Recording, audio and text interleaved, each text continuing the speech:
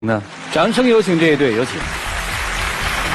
男嘉宾小谢，23岁，来自湖北，是一名学生；女嘉宾小许，22岁，来自广州，是一名学生。来，有请两位，有请。欢迎两位哈！这小片里听着就特心酸哈，追了3年呐。对，我从一开始遇到他，然后就开始喜欢他，一直告白，他都一直拒绝我。第一次是在什么时候见到他？什么情境下就喜欢上他了的？因为之前一直爱听朋友说有这么一个人，然后他特别喜欢一个女孩子，喜欢了很多年。啊。然后我就想，这么专一的男孩子，要是我男朋友多好。哦。然后后来开始见面之后，就觉得他人挺好的，就开始慢慢喜欢他。你听我说，有一个男生就喜欢一个女生，喜欢了很多年，对，然后你就喜欢上这个男生了，对，我的天哪！因为开始慢慢的认识之后，觉得这人真的还不错，而且他那么专一。对，那专一那女人呢？就是我以前就很喜欢一个女孩子，就也是学生时代嘛。然后就一直喜欢到了大学，也是一直就是在追她。然后当时我和她认识，她就一直帮我出主意，就跟智囊团一样的，就是开始大家就是朋友之间。后来慢慢的，我就发现，她也跟我就是告白了嘛。然后我就感觉有点乱，等等啊，让我理思路。你在中学的时候就喜欢一个女生，对，然后就读大学了。是吧？啊，对。你跟他是大学同学吗？你们俩？不是，我们是通过朋友关系然后认识的。不在一个学校。对。那你喜欢那个女生呢？她在陕西。跟你在一起读书吗？没有，我们高考的时候我们都是去了各个的省份。哦。然后后来我就心中就一直就放不下嘛，还是一直喜欢那个在陕西的女生嘛。啊。后来我就遇到了她，然后她也知道我的故事嘛，就一直帮我说你该怎么追这个女生啊。哦，等于她帮你追这个女生。对。啊。后来我一直很喜欢女生，最后也没追到嘛。啊。我后来感觉她更适合我了，后来就跟她在一起了，我们谈了小半年。来，姑娘，你告诉我，你是她的智囊是吗？对，因为我觉得如果那个女孩不喜欢他，或者说他不够懂那女孩的话，他会特别难过。哦，那你帮了他多久呢？作为智囊？从认识他，然后就追他开始，我知道他喜欢那女孩，但是我后来觉得，我追了2年，他一直都没有答应我的告白，我就觉得当朋友就挺好的了，可以一直陪在他身边。然后我就你跟他告白过几回？不下5回吧。分别告白的方式是什么？就第一次，我是在他宿舍楼下摆爱心，也打电话给他，他一直没有下来。然后你就看着蜡烛灭掉。对，我一直在楼下等。哎呀，这心是碎了的。特别心寒那时候。第二次呢？但是我觉得更努力就可以了。然后第2次给他写情书，我让朋友帮我转交给他。我也不知道他到底看了没看，反正没有给我回信。第3次是跟朋友一起吃饭的时候，因为朋友知道我喜欢他，然后约他一起出来吃饭的氛围是挺好，但是我跟他告白之后，他脸一下就冷了。你是怎么说的？我喜欢你，跟我在一起呗。小谢，你当时我就不知道自己说什么，然后我就很尴尬，我就感觉我也不能答应他，我也不能那个，我就走了，我都不知道该怎么选择，反正这就算第3回了。第4回呢？那天他生日，他约了他的朋友，然后那天我也厚着脸皮去了，然后没请你？没有。哦，好，行了，去了，然后呢？大家玩真心话大冒险，刚好那个惩罚就是他要亲旁边的那个女生，然后我在他旁边，他看了我一眼，然后就没说话，然后就说我一黄花大闺女这样不大好。他说的啊？对啊。然后愣了一下，我就跑过去抱着他了，我说你考虑一下我呗，我喜欢你那么久。然后他一把推开我就走了。我的心呐，还有吗？有点想不起来，反正我真的每次见到他没事我就跟他说我喜欢你。行，我觉得差不多了啊，够心碎的。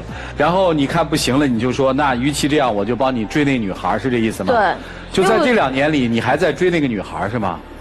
对。你靠什么追呢？其实我以前嘛，我是很胖的嘛，然后我就想特别努力嘛，然后我就学习啊、兼职啊，然后包括也减肥，也是想就是塑造自己，给她一个更优秀和更加好的自己嘛。其实我追那女生也追得挺痛苦的，我就后来就想问她，我就说怎么才能把那个女生给追到，然后就这样，然后就从追她变成了帮她追那个人，你们俩够拧巴的了。什么时候你们俩在什么样的机缘下就成为了男女朋友呢？就有一次他在陕西打电话给我，然后当时我还在想他肯定是去找他了，然后他说他特别伤心，能不能去陪他啊？我也没问他什么事儿，我就撂下电话，我就买了机票飞过去了。后来我就感觉其实他追了我这么久，其实就好像感觉就是有缘的人，那就在一起吧。但我觉得他这次完全就很冲动啊。哦不，他表白的时候你当时觉得冲动了吗？我是很开心，但我觉得他肯定是被那个女生伤心透了，才会跟我表白。我觉得肯定是他在气头上，我就觉得那女孩那么伤他心，所以他跟我在一起，所以我拒绝他了。其实当时就拒绝了。对。哎呀，这个虐哟！但是他接下来2个星期一直在跟我发微信，然后又喜欢我了，然后就在一起了。就在一起了。因为我肯定是很开心。不就开开心心的吗？大家彼此很熟悉。可是我总觉得我们之间永远隔着那个女孩。有一次我们去旅游。他说累了，然后想休息，我们就走进咖啡厅。我把咖啡端回来，就端到座位的时候，我不知道他看到了什么，他就这样冲出去了，然后撞到我，咖啡洒了我一身，他头都没有回。然后冲出去看门口的时候，他人已经不见了，行李什么的都在座位上。你干嘛去了呢？我后来给他打电话，我拎着行李去找到他的时候，他说看到一个长得很像那女孩的人。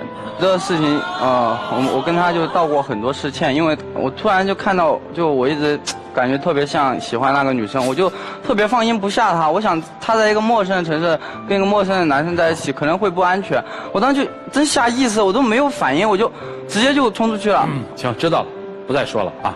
可是他一点都不担心我。后来呢？我出去我就后悔了，我就感觉自己就干了一件就没法被原谅的事情。然后我想了很久，我想跟他打电话，然后我刚准备跟他打电话，他就跟我打电话了。我一想，我就说就如实说了吧，不然越描越黑。我就一直也在慢慢改，但是就是这一件事，我们现在主要就是每次一吵架，然后他也总是会拿这件事然后说，但从此之后我真再也没有就是干过这么不注意的事情了，就我也很后悔。除了这件事之外，在后来你们的交往过程当中，他还老惦记那个女生吗？有，他有一次我准备考试的时候，他跑去陕西找那女生。为啥？那个我真要就是解释一下，当时那个女生她跟她男朋友闹分手了嘛。跟你有啥关系啊？但是我们是认识了很久的，就是朋友之间，我跟他两个从来就没成为过恋人，就是很好的朋友。然后他一直哭，我也很伤心。然后他说他要喝酒怎么了，我又挺担心的。然后我就找了一个就我们都认识的朋友，我就想就是要他别这样，而且就是彼此之间不要再打搅了。后来我从陕西回来之后，我也就把他所有的消息、所有的联系方式全删了。从那之后，我再跟他没。可是你去陕西，你为什么不告诉我？因为我感觉我们现在的矛盾就是一聊这个女生我们就炸了，就一聊这个女生就矛盾特别多。但是我真没有干过就是对不起你的事情，我跟他两个就是朋友，真的。女生就因为这个你炸锅了吗？还有别的事儿吗？还有一个实在是忍不了，我有一次用他电脑发邮件，然后发现一个链接，我点进去了，然后发现他开了一个博客，那博客里面写的全都是关于那女生的东西。受不了了？真的受不了。怎么会有一个女生，你跟她谈恋爱，结果她心里一直装着另外一个女生，没有一个女生受得了。所以你想分手了？真的，这半年受不了的，每次遇到什么事情，那女生都永远的卡在我们中间一样。我感觉我们两个心走不到一起。爱谁啊？我现在挺喜欢她，我跟以前那女生没有联系了。你能接受跟她分手吗？可能近期会很难过，但是我觉得如果再这样继续下去，他心里还装着那个女生，那这样谈恋爱没有意思。3年的时间得出了一个正确的结论，这样不是谈恋爱啊！听听老师们怎么帮助这对年轻人调整吧。一起进入丘比特问卷。你们两个人在爱情萌芽的那个阶段，两个人对待爱情都很单纯，束手无策。你只知道你喜欢他，你觉得这个爱就是用感动、用习惯，就会把他变成你的男朋友，就会让他像你爱他一样来爱你。你一开始对爱的定义和理解就是错的，爱是很冲动的，爱就是一瞬间，我看上你，喜欢上你，我就是爱上你了。当然，有感动和习惯培养出来的爱，可是那样的爱是长久不了的，因为那意味着一方一味的付出，一方一味的妥协。我相信在现实生活当中，任何一个女生都受不了一味的付出和妥协。还有第二点，你在这场梦当中，你追这个男生花了很多的心思，用尽了很多的办法。但是姑娘，我告诉你一点，有的时候你的坚持和你1次、2次、3次、4次的努力，会让你看起来很轻浮。你在他心中一开始的那个定位，就会觉得，你看我这么优秀，这女孩一直这么死缠烂打追我，会把你想的你在他心里一开始的那个位置就没有那么高。后来他一味的利用你当他的智囊团，当然可能不是他的本意，是你想要为他付出，但是之后慢慢往下发展，你的这场梦就变了，你的心里开始变得不平衡了，可能到后来以至于到最后第3年的时候，对他已经不是说当初的那种喜欢，你可能是一种不服气，我就不信我怎么就追不上你，我怎么就拿不下你，我偏要试试看。好，终于梦想成真了。可是在一起之后呢，你开始回想这3年你的付出，你就开始跟自己较劲儿了。其实有的时候不是那个女生活在他的心中，是活在你的心中，是你自己给自己制造了这样一个困境，拔不出来了。再来说男生的问题，有一句歌词说的特别好，得不到的永远在骚动，被偏爱的有恃无恐。就是你一直追不到的那个女生，你一直暗恋的那个初恋，你得不到她，你永远把她想象成最美好的样子。和这个在你身边的女生一直在默默为你付出的，你就觉得无所谓。有的时候你应该换位思考，你想你也尝过追人的滋味，然后被拒绝的那种感受是什么样的，那换到他的身上呢，将心比心。我们再说的更加百转千回一点剧情，假如那个女生你去给她买了咖啡，然后那个女生看到了她喜欢的那个男生，啪冲出去把你的咖啡撞洒，撞了你一身，然后回来告诉你，哎呀，我看到我喜欢那个男生，他跟别的女生在一起幸不幸福，你是什么滋味？换位思考一下，就会明白对方的感受。我告诉你一个最简单的道理，如果当你决定放弃了之前的那一个你喜欢的人，从此之后我跟他就是陌路人，珍惜眼下，珍惜当下，不要多年后回过头来后悔我错过了一个为我付出这么多的好姑娘，好吗？只要无愧于青春就好了嘛，对吧？好，谢谢。谢谢沙老师。来，宇东，我想问一下，两个人都是初恋，对不对？对方都是彼此的人生第一次恋爱，对不对？感情的事情一定是自私的。我喜欢一个人，我爱一个人，我就要忠于自己的感受。男孩忠于了，女孩也忠于了。你们两个人没有什么不好，可能时机不太凑巧。男孩，我个人的感觉，男孩很难忘记曾经的那个女孩。虽然她是你的初恋，但那个女孩是真真正正拨动你情窦初开的人，所以那个人一辈子是很难忘记的。这个女孩她太清楚了。但是另一方面，于情，我们忠于自己的感受，忠于自己的爱情，但是于理，我们要考虑一下客观的情况。女孩现在追了你，你就要给她于理的一个对待。你不能因为我脑子里是那个人，我现在身体，我现在的生活是这个人，这是很难做到的，这也是极其不负责任的，也是不应该的。那女孩也是一样，你选择了这个男孩作为你的初恋，那你呢也是他的初恋，但是其实在感情的世界里，你是一个介入者。在你之前，男孩有一个中意的女孩，你是一个介入者，所以你又清楚地感受到男孩不容易忘记那个女孩，那你要有这样的心理准备以及对应的策略。我如果是你的话，我给你几个建议。第一个，给你对面的这个男孩一个期限，不能这么一味地拖下去耗下去，你要清晰地告诉他，我不爽了，我要给你一个期限，这个期限3个月2个月，总之你要怎么样。这是第一个，因为爱情是自私的。第二个，所有的女孩的梦想都希望找到白马王子，但是世界上哪有那么多白马王子呢？不需要找白马王子，你只要找把你当公主的那个男孩就可以了。所以对于所有年轻的朋友，我个人的建议就2个。第一个，看他对我好不好；第二个，看他对我是不是很安心。就这2个标准，我觉得就可以继续往下考虑了。好，谢谢宇东。来，胡老师。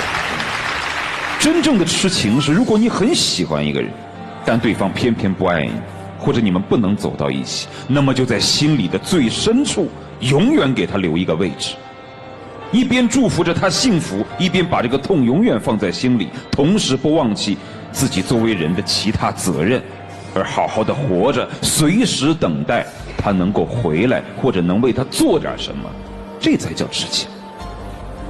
或者说的再简单一点，痴情不是放肆的去追逐，痴情是要有隐忍的，就内心一定是要有克制的。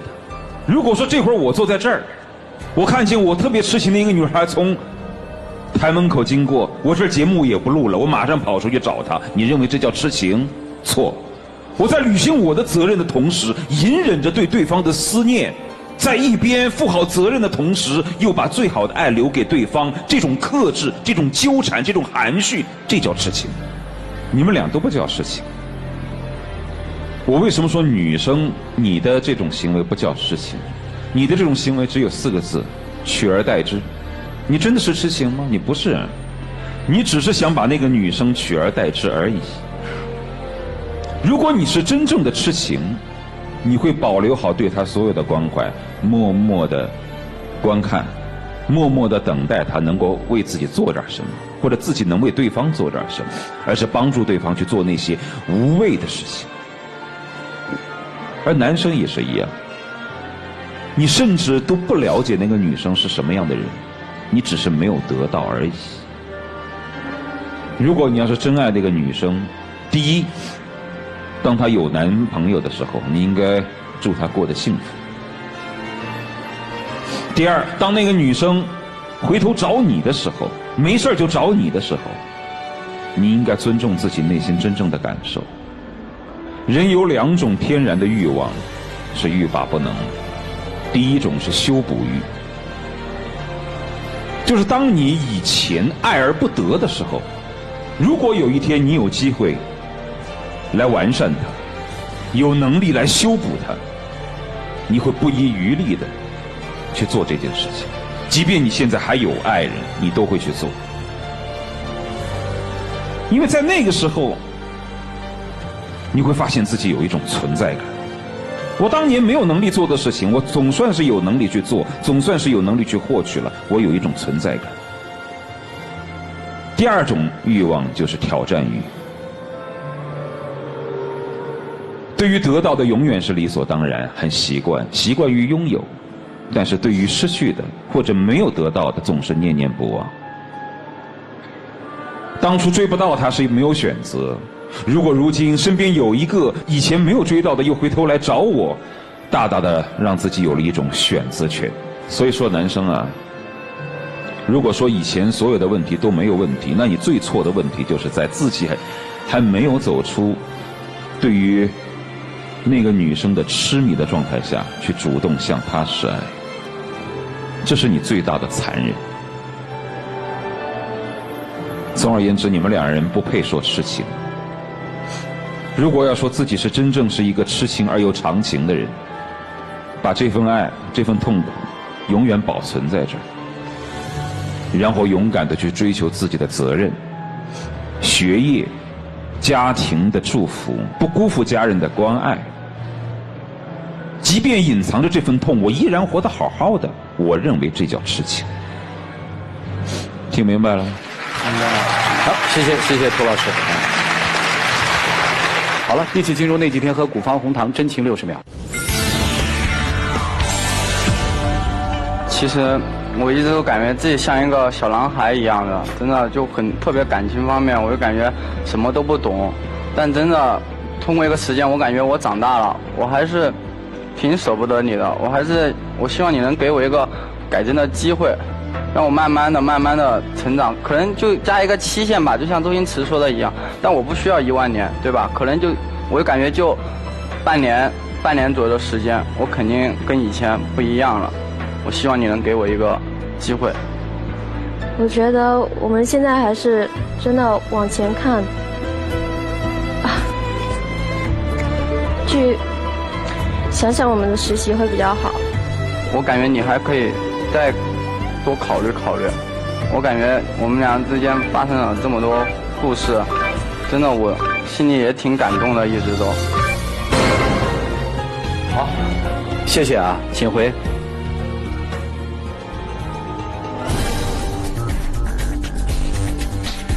看看他们自己的选择，请开门。